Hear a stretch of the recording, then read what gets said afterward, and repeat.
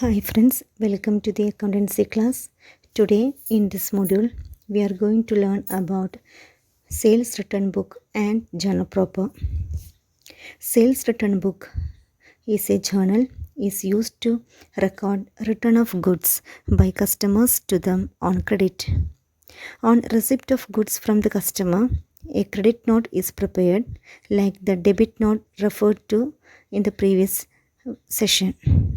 The difference between the credit note and debit note is that the former is prepared by the seller and the latter is prepared by the buyer.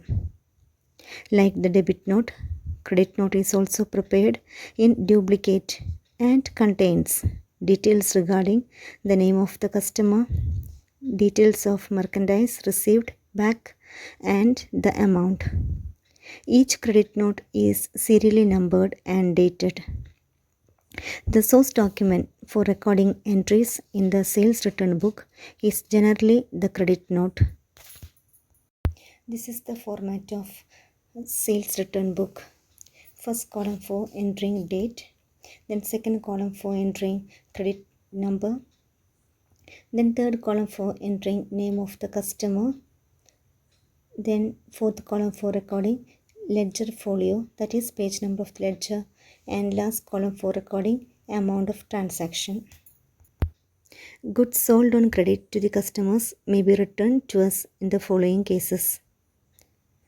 It may be due to the defect in the goods, or due to the delay in the dispatch of goods, or due to oversupply of goods, or due to goods not being in accordance with the sample and specification, or due to violation in the terms of contract.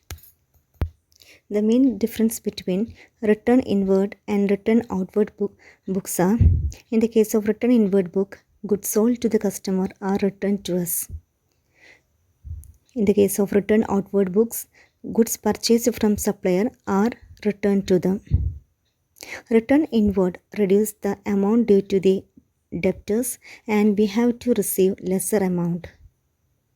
Return outward reduces the amount to be paid to the creditors and it reduces lesser amount to supplier. Return inwards are shown as deduction from the sales amount. Return outward are shown as deduction from the purchases. Return inward have debit balance but return outward have credit balance. Now we are going to study the term the important subsidiary book, that is journal proper. Business firms of smaller size may record all their transactions in the journal, but in practice, most of the firms record their transactions in subsidiary books, including cash book. If the transactions does not find a place in the subsidiary book, it is recorded in the journal proper.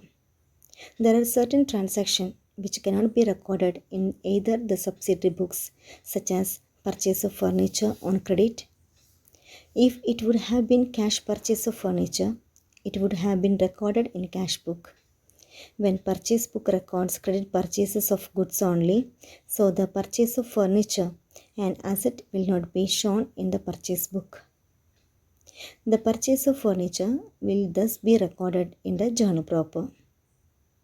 The following transactions are recorded in the journal proper. They are opening entries, closing entries, adjustment entries, rectifying entries, transfer entries, and special items which do not find a place in any subsidiary book.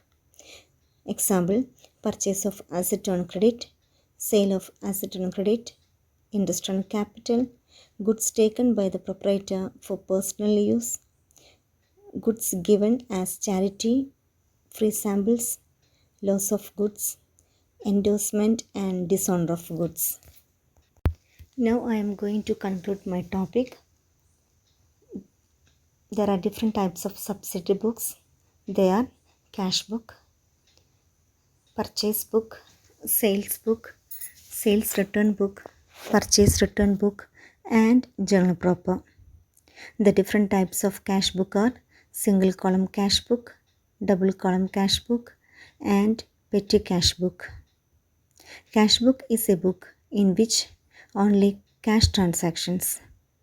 The other type of credit transactions are recorded in other subsidiary books. That means the rest transactions are recorded in purchase book, sales book, purchase return book, sales book, and journal proper. These are the important subsidiary books. Thank you.